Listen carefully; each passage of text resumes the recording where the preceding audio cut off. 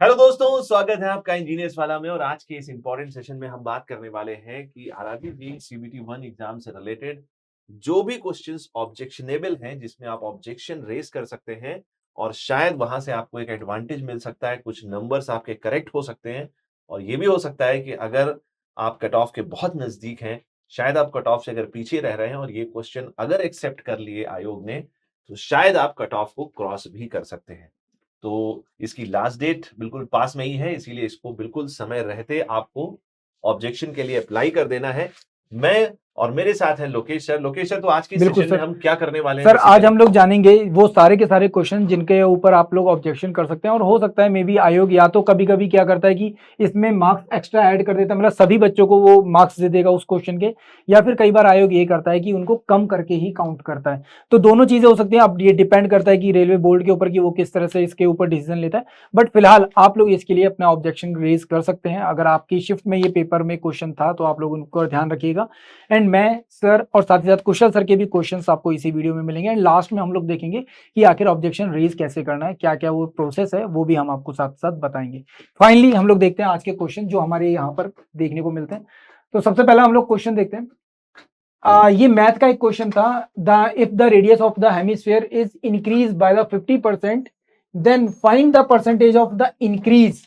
तो अगर हम लोग इस क्वेश्चन के बारे में बात करें तो इस क्वेश्चन को लेकर भी यहाँ पर ऑब्जेक्शन रेज किया गया सर, था ये सर। एक्चुअली काफी डायरेक्ट क्वेश्चन है। यस अगर सर। हम हेमीस्फीयर के वॉल्यूम की बात करें तो हम इसको 2/3 पाई आर क्यूब इस फॉर्मूले से बेसिकली लिखते हैं। और इसने बोला है कि हमने रेडियस को 50% इंक्रीज कर दिया।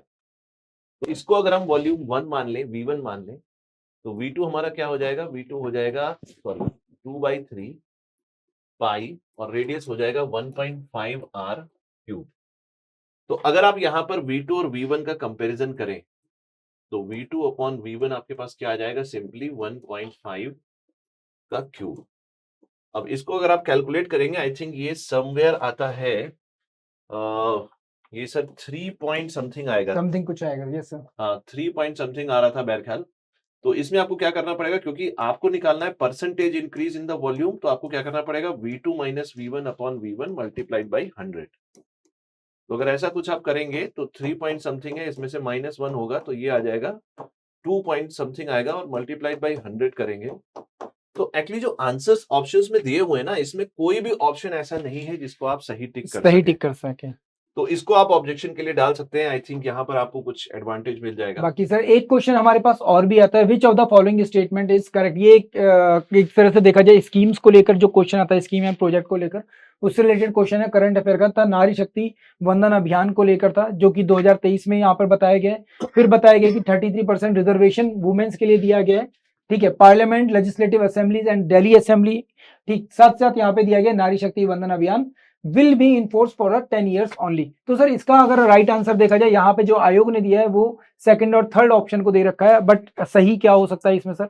सर, अगर हम स्टेटमेंट वाइज देखें तो बिल्कुल इसको 2023 में ही इंट्रोड्यूस किया गया है, और 33% रिजर्वेशन देने की बात करी गई है। जितनी भी आपकी पार्लियामेंट और स्टेट लेजिस्लेटिव असेंबलीज हैं, उसमें दिल्ली भी आता है। इन्होंने दिल्ली थोड़ा सा कंफ्यूज करने के लिए अलग से लिख दिया है, बट वो बाकी सारे स्टेट असेंबलीज की तरीके से वो भी उसी में वो भी कवर हो उसमें कवर जाएगा। होती है। इंपॉर्टेंट बात यह है कि जहां पर ये 10 साल दिया हुआ है, ये एक्चुअली 15 ईयर्स है। ये अगले 15 सालों के लिए अभी मतलब एग्जीक्यूशन में रहेगा, और रहेगा। उसके बाद फिर इस पे एक डिसीजन लिया जाएगा। बिल्कुल और सर। मैं आपको ये भी बता दूं कि ये 106 कॉन्स्टिट्यूशनल अमेंडमेंट है। तो आप मान सकते हैं कि महिलाओं को उनके अधिकारों के लिए मतलब इतने समय से वंचित रखा गया, तो ये काफी बड़ा निर्णय है, और ये आपसे कहीं ना कहीं एग्जाम में आगे भी आगे पूछा भी जा पूछा जा सकता है। तो सकता है। इसको आप ध्यान रखिएगा। तो इसका जो सही आंसर था, तो हम मान सकते हैं कि थर्ड स्टेटमेंट तो 100% गलत है। गलत है तो ऑब्वियसली ये चला सर। जाएगा, ये चला जाएगा, केवल हमारे पास बचेगा सही आंसर ऑप्शन बचेगा। 4। Exactly sir. Yes, 1 and 2। So fourth option is going to be the correct answer for this question. इसको भी एक बार आप देख लीजिएगा। देख लीजिएगा। नेक्स्ट क्वेश्चन सर देखते हैं। What is the result when the sodium chloride and silver nitrate are mixed in a double displacement reaction? तो ये क्वेश्चन साइंस का है। साइंस वाले काफी सारे बच्चे थे, साइंस के बच्चों ने बहुत सारे हमें हेल्प भी किया टेलीग्राम पर, कई जगह पर क्वेश्चन बताने में भी कि सर किस क्वेश्चन में किस तरह की दिक्कत है। तो ये क्वेश्चन एक बहुत ज्यादा आया था जो कि हमें देखने को मिल रहा है। अब यहाँ पर एक सबसे बड़ी दिक्कत क्या है कि जो ऑप्शंस दे रखे हैं उसमें अगर देखा जाए, एक ऑप्शन दे रखा है फॉर्मेशन ऑफ सॉल्ट, और एक क्वेश्चन देख रहा है फॉर्मेशन ऑफ प्रेसिपिटेशन। तो अब अगर देखा जाए तो ये देखो क्वेश्चन में आंसर देखा जाए तो ये सही है आंसर, बट इससे पहले अगर जो रिएक्शन होता है उसमें सबसे पहले सॉल्ट का फॉर्मेशन भी देखने को मिलता है।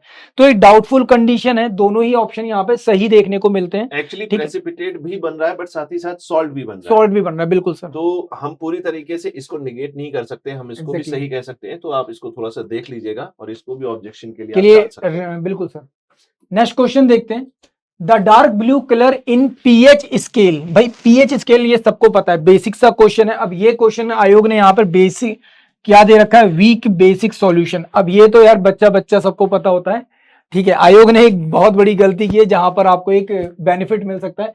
तो सर इसका जो राइट आंसर है वो सर हमारा होगा स्ट्रॉन्ग बेसिक सॉल्यूशन, मतलब जो सेकंड ऑप्शन है वो आपका यहाँ पर सही होगा। इसको आप 100% ऑब्जेक्शन के लिए डाल सकते हैं। एंड सर नेक्स्ट क्वेश्चन की तरफ बढ़ते हैं हम लोग अपने। अच्छा यही हमारे क्वेश्चन थे। हाँ। तो फाइनली अब जरा हम लोग साथ ही साथ आपको कुशल सर के क्वेश्चंस यहाँ पर मिल जाएंगे। कुशल सर के क्वेश्चन से आपको और ज्यादा अंदाजा लग जाएगा। अभी जैसे ही बस हम लोग अभी सबसे पहले हम बात करेंगे कि किस तरीके Exactly. से स्टेप बाय स्टेप आप ऑब्जेक्शन कर सकते हैं क्वेश्चंस के लिए, और उसके बाद जैसे ही हम उसको कंप्लीट करेंगे उसके बाद हम आमंत्रित करेंगे, कुशल वेलकम सर को। करेंगे कुशल सर का, और तो कुशल कुशल सर सर के आपको क्वेश्चंस भी आपको मिल जाएंगे। बिल्कुल मिल जाएंगे अभी। तो यहाँ पे फाइनली किस तरह से कैंडिडेट कर सकता है, तो सबसे पहले तो आपको लॉगिन करना है। आपके सामने एक लिंक आया होगा, इवन आपको मेल पर भी एक लिंक आया होगा, उस मेल पर आप लोग जाइए, वहां पे जाकर लिंक पे क्लिक कीजिएगा। एक पीडीएफ भी आप लोगों को मिलता है, वहां पर से भी आपको लिंक अवेलेबल हो सकता है। तो जब आप जाएंगे वहां पर, तो जहां पर जाकर आपको सबसे पहले अपना जो रजिस्ट्रेशन नंबर है जिससे आपने रजिस्टर किया था, ठीक है, वो रजिस्ट्रेशन पंजीकरण संख्या जो होगी आपकी वो डालनी है। उसको डालने के बाद जो भी आपका पासवर्ड होगा as a date of birth आपने चूज किया होगा आपकी, वो आपको यूज करना है। फाइनली जो आपके साथ कैप्चर कोड आएगा उसको क्लिक करने के बाद जैसे ही आप लॉगिन पे क्लिक करते हैं तो आपके सामने इस तरह की एक स्क्रीन ओपन होगी जहां पर आप पर्टिकुलर हर एक क्वेश्चन के लिए एक नया ऑब्जेक्शन रेज करना होगा। आपको हर क्वेश्चन के लिए को अलग से क्या करना होगा, ऑब्जेक्शन रेज करना होगा। मतलब एक बारी में सारे नहीं कर सकते, एक एक करके आपको करना होगा। जैसे ही आप इस ऑब्जेक्शन को क्लियर करते हो, मतलब यहाँ पे अपनी डिटेल डालते हो, आपके पास इस तरीके का एक विंडो आएगी जहां पर आपको पूरी डिटेल देनी होगी, आपको बताना होगा, मतलब एक तरह से क्लैरिफिकेशन लेना होगा कि हाँ भाई हम इन सब चीजों से फाइनली अवेयर हैं। जैसे ही क्लोज पे क्लिक करोगे 50 रुपीज पर क्वेश्चन आपको देना पड़ेगा, इस चीज का भी ध्यान रखना, 50 रुपए पर क्वेश्चन पर है। यहाँ पे आपको अपनी डिटेल शेयर करनी होगी, date of exam shift select करना होगा, नंबर ऑफ ऑब्जेक्शन कितने क्वेश्चन का है आपको वो बताना होगा, 3 है तो 3, 2 है तो 2, 1 है तो 1। इसके बाद आपको क्वेश्चन आईडी डालनी होगी। क्वेश्चन आईडी जो आपको दे रखी होगी, क्वेश्चन के नीचे इस तरफ एक आईडी बनी होगी, आपको एक नंबर लिखा हुआ होगा, वहां से आपको क्वेश्चन आईडी मिल सकती है। Question ID, nature of objection किस तरीके का आपको वो सिलेक्ट करना होगा, एंड लैंग्वेज जो भी थी आपकी क्वेश्चन की वो आपको सिलेक्ट करनी होगी, हिंदी या इंग्लिश जैसा भी था। एंड नेक्स्ट आपको क्लिक करना है। यहाँ पर आपके सामने ये ऑप्शंस आ जाते हैं, आप यहाँ पर देख सकते हैं, ठीक है। करेक्शन का है, आउट ऑफ द सिलेबस है, ऑल ऑप्शंस आर इनकरेक्ट है, मल्टीपल करेक्ट आंसर है, या फिर इनकरेक्ट आंसर की है, या ट्रांसलेशन एरर है। आप यहाँ पर इसको सिलेक्ट कर सकते हैं। और जैसे ही आप अपलोड पे क्लिक करेंगे, स्क्रीन आपको मतलब एक इमेज भी शेयर करनी होगी राइट आंसर के साथ या फिर क्वेश्चन की। तो उसके बाद आपके पास ये ऑप्शन आएगा, यहाँ पे क्वेश्चन की आईडी, जैसे कि मैंने यहाँ पे थोड़ा ब्लर कर दिया क्योंकि नो डाउट किसी ना किसी बच्चे की आईडी पड़ी होगी, ठीक है। तो यहाँ पर क्वेश्चन आईडी आप डालोगे, नेचर ऑफ ऑब्जेक्शन वही सेम चीजें यहाँ पर भी आएंगी। पेमेंट मोड आपको सिलेक्ट करना होगा, ऑनलाइन अमाउंट सेलेक्ट करके आपको सबमिट पे क्लिक करना होगा। एंड फाइनली आप यहाँ पे अपना ऑब्जेक्शन रेज कर सकते हैं। तो ये वीडियो आप लोगों के लिए इसलिए था ताकि आप लोग आसानी से अपने ऑब्जेक्शंस को रेज कर सकें। जो भी हेल्प हमारी तरफ से हो पाएगी हम लोग उसको करने की कोशिश करेंगे। हमारे टेलीग्राम ग्रुप अभी आप लोगों के लिए ओपन है, सभी बच्चे वहाँ पे अपने रिमार्क्स दे सकते हैं, अपनी बात रख सकते हैं। सर का जो चैनल है वो है आशुतोष सर PW, और मेरा जो चैनल है वो है लोकेश सर PW। आप लोग वहाँ पे जाइए और जो भी आपकी प्रॉब्लम्स है आप लोग वहाँ पे बताइए, हम लोग काफ़ी हद तक कोशिश करेंगे कि आपको हेल्प कर सकें। तो सर बिल्कुल मुझे लगता है कि सर बच्चों को वेट नहीं करना चाहिए, Exactly, और सर। काफी सारे बच्चे ऐसा भी सोचते हैं कि यार हम क्यों करें, कोई ना कोई बच्चा रेस कर कर ही ही देगा, देगा। बिल्कुल तो सही बात है। इस एटीट्यूड से मत रहिएगा। काफी सारे बच्चे हो सकता है एक दूसरे पर डिपेंड करें और कोई उसके लिए ऑब्जेक्ट करे ही करे ना, ही ना। तो वहां पर गड़बड़ हो जाएगी। तो आप एग्जैक्टली। कोशिश ये करिए कि आप जितना जल्दी हो सकता है जो भी क्वेश्चंस में हमने डिस्कस किए, इसके अलावा भी अगर कोई क्वेश्चन है आपको डाउट लग रहा है, 50 रुपीज एक फी इसलिए रखी गई है जिससे जो सीरियस कैंडिडेट्स हैं वो ही सिर्फ इसमें ऑब्जेक्शन ऑब्जेक्शन रेज रेज करें। कर सके। ऐसा ना हो कि कोई विलफुली जानबूझ के कोई शैतानी करने के लिए पता चला उसने सारे के सारे क्वेश्चंस कोई ऑब्जेक्शन में डाल दिया। तो इसके लिए इसको 50 रुपीज रखा गया, बट आई थिंक ये बहुत छोटा सा अमाउंट छोटा सा है, अमाउंट है, क्योंकि आपका जो कैरियर है, आपको वो जो बहुत बड़ा जॉब है। मिलने वाली है वो इसकी तुलना में बहुत बड़ी है। तो अगर आप बिल्कुल मार्जिन पर हैं, अगर आप बिल्कुल सीरियस हैं, तो डेफिनेटली आपको ये ऑब्जेक्शन रेज करना चाहिए। बिल्कुल। अब आपसे जुड़ेंगे कुशल सर, और कुशल सर आपसे बात करेंगे जो उनके सब्जेक्ट्स हैं रीजनिंग। नमस्कार। हम लोग रीजनिंग के जो 225 सवाल आरआरबी जेईई 2024 में आए हैं, उनमें किन प्रश्नों पे आप ऑब्जेक्शन दे सकते हैं ये देखते हैं। कुल मिलाकर के 225 में से मुझे 4 ऐसे प्रश्न मिले जिन पे आप ऑब्जेक्शन दीजिए, आपको निश्चित रूप से मार्क्स मिल जाएंगे। ठीक है, तो पहला सवाल अगर हम बात करें, जो 16, 12, 24 मॉर्निंग शिफ्ट, सुबह वाली शिफ्ट में हुआ था, वो कुछ ये सवाल है कि 5 दोस्त हैं। देख लीजिए इसका सॉल्यूशन क्यों गड़बड़ है, क्यों गलत है, जरा इस पे विचार बना लेते हैं। डाटा सफिशिएंसी का क्वेश्चन है कि 5 फ्रेंड्स हैं, STUVW are of different ages, who is the second eldest among them। ठीक है, अब ये पता लगाने के लिए आपके पास 2 स्टेटमेंट है और नीचे क्या किस स्टेटमेंट का यूज होगा ये दिया गया है। ठीक है, तो इसी को मैंने टाइप करवा करके कुछ यहां पे रखा है। हिंदी वाला पेपर मुझे मिल नहीं पाया, इंग्लिश वाला मिला है, लेकिन फिर मैंने टाइप करवा लिया है। तो इसका एक बड़े आराम से आप सॉल्यूशन देखिए। देखिए क्या कहता है कि 5 दोस्त हैं, STUVW डिफरेंट एजेस के हैं, who is the second eldest among them. पहला स्टेटमेंट से यह पता चलता है कि W is younger than T, W is elder than U। W T से छोटा है, W U से बड़ा है। तो यहां से एक जो सिंपल हम बेबी बेस मेथड यूज करते हैं वही यूज कीजिए, आप इनइक्वालिटी का भी यूज कर सकते हैं। सो W is younger than T, तो T अगर इतना बड़ा है तो W उससे छोटा है। W U से बड़ा है, W U से बड़ा है, तो U कुछ यहां आ जाएगा। पहला स्टेटमेंट से हम ये नहीं पता लगा सकते हैं कि एल्डेस्ट कौन है, तो सिर्फ पहला तो हो नहीं सकता है। ठीक है, आगे बढ़ते हैं। T इज द एल्डेस्ट, अब ये पता चल रहा है कि T एल्डेस्ट है, ये बड़ी खुशी की बात है। तो हम सिर्फ दूसरा लाइन बनाते हैं। ठीक है, ये पहले का है, हम ये दूसरे का बनाते हैं कि T इज द एल्डेस्ट, बाद में जोड़ेंगे only 1 person is younger then V, only 1 person is younger then V, मतलब V से छोटा कोई सिर्फ एक ही व्यक्ति है।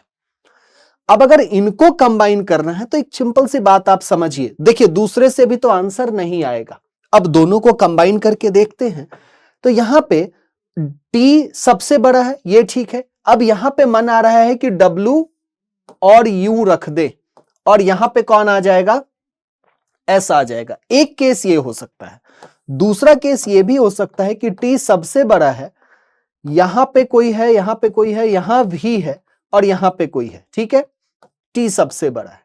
अब W is younger than T, मतलब W यहां भी हो सकता है, U यहां भी हो सकता है, S यहां भी हो सकता है। तो ये 2 केसेस बनेंगे, ये 2 केसेस बनेंगे। अब आरआरबी ने आंसर की में ये दिया कि data second is alone sufficient, नहीं, ये सरासर गलत आंसर है, चूक हो जाती है, कोई बात नहीं। ठीक है, तो इसका सही जवाब की अगर हम बात करें तो इसका हम आंसर निकाल ही नहीं सकते हैं कि दूसरे नंबर पे सबसे बड़ा कौन है। सबसे एल्डेस्ट कौन है ये तो दिया गया है, T है, लेकिन सबसे छोटा S भी हो सकता है, U भी हो सकता है। ठीक है, तो इसमें आप ऑब्जेक्शन डाल सकते हैं, आपको नंबर दे दिए जाएंगे। ओके, दूसरा सवाल तो ये D नहीं होगा। ओके, दूसरा सवाल इवनिंग शिफ्ट का है, 16 का ही। P is son of Q's brother R, S is wife of Q, T is son of S, how is P related to S। इसको मैंने यहां टाइप करवाया, हिंदी नहीं था। देखिए कि P is son of Q's brother, तो P जो है Q के भाई का, Q का भाई कौन है, R। P is son of Q's brother R, P उसका बेटा है। हिंदी में भी देखेंगे P Q के भाई R का बेटा है। ओके, पहला काम खत्म। S is wife of Q, अब S जो है वो Q की वाइफ है, तो ये महिला है तो ये पुरुष होगा, महिला महिला की शादी मत करवाइएगा। ठीक है, आजकल इंस्टाग्राम पे होता है, यहां पे आपको प्रभावित नहीं होना है। T is son of S, T जो है वो S का बेटा है, आपने ये काम भी कर लिया, T S का बेटा है। P का S से क्या संबंध है, how is P related to S, मतलब P कौन है ये पता लगाना है। ठीक है, एग्जामिनर ने क्या आंसर की दिया, एक बार ये देखिए, फादर्स ब्रदर्स सन। ठीक है, फादर्स ब्रदर्स सन, तो P कौन है, तो S जो है वो चाची है, और आपको बताना है P S का कौन है, यानी S P को क्या बुलाएगी, तो P जो होगा उसका भतीजा होगा। ठीक है, तो यहां पे ये मैं हूं, मेरे पापा हैं, उनके भाई हैं चाचा और उनकी पत्नी है, चाची मुझे भतीजा बुलाएगी। तो यहां पे ये जो जवाब है ना कि फादर्स ब्रदर सन, पिता के भाई का बेटा नहीं, वो पिता के भाई का बेटा नहीं है, तो ये जवाब भी गलत दिया गया है। तो आप इस पे भी ऑब्जेक्शन दे सकते हैं। ठीक है, तो आपके ये 2 क्वेश्चंस होंगे, इनके भी आंसर गलत है। अगला सवाल मुझे मिला 9 बजे से 10:30 बजे का जो मॉर्निंग शिफ्ट था आपका 17 तारीख का। कुछ ये सवाल आपने देखा होगा, अनमोल स्टार डायरेक्शन एंड डिस्टेंस पे, बहुत बेसिक सा क्वेश्चन है। इसका हिंदी फिर से मैंने टाइप करवाया, आप एक बार देख लीजिए। Anmol starts from point A and drives 23 kilometre towards west. तो 23 किलोमीटर वेस्ट की ओर गया, तो यहां ए पॉइंट है। He then takes right turn and 27। अब यहां से उसको राइट जाना है। देखिए यहां से राइट मतलब ऊपर है, यहां से फिर से मैं बनाता हूं, ये 23, ये पॉइंट ए, यहां से राइट आप इधर फेस कर रहे हैं, ऊपर जाएंगे, और 27 आप जा रहे हैं, तो आप यहां आ गए, 27 यहां आ गए। टर्न्स राइट एंड 29, यहां का राइट यहां। अब देखो ये 23 है, तो 6 आगे बढ़ के यहां पे आप 29 पे चले गए, यहां पहुंच गए। He then takes a right turn and 32, ये 27 है, 32 मतलब इसके नीचे आएंगे, तो ये कितना हो गया, 32 हो गया। He finally takes a right turn and drive 6। अब ये कितना है, 23 है, ये कितना है, 29 है, मतलब 23 और 6 29, मतलब आप यहां पे आ जाएंगे, 6 आप यहां पे पहुंच गए। ठीक है, and stops at point P. ये लाइन सीधी होगी। ठीक है, ये लाइन चलिए मैं एक बार कर देता हूं फिर से, ये लाइन सीधी सीधी आएगी, ये 6 पी यहां। ठीक है, अब सवाल में क्या कह रहा है, जरा इस पे एक बार आप लोग गौर फरमा लीजिए कि how far shortest distance towards which direction should he drive in order to reach point A again. तो उसको इस दिशा में चलना है। अब ये 27 है, तो यहां तक 27 है, तो ये बचा क्या, 5 है, तो ये भी 5 है, और नॉर्थ की ओर चलना है। तो एग्जामिनर ने इसको आंसर दिया है, ये गलत है। 5 किलोमीटर टू द नॉर्थ, ये इसका सही उत्तर होना चाहिए। तो ये जो है ना 3 किलोमीटर टू द नॉर्थ, ये गलत है।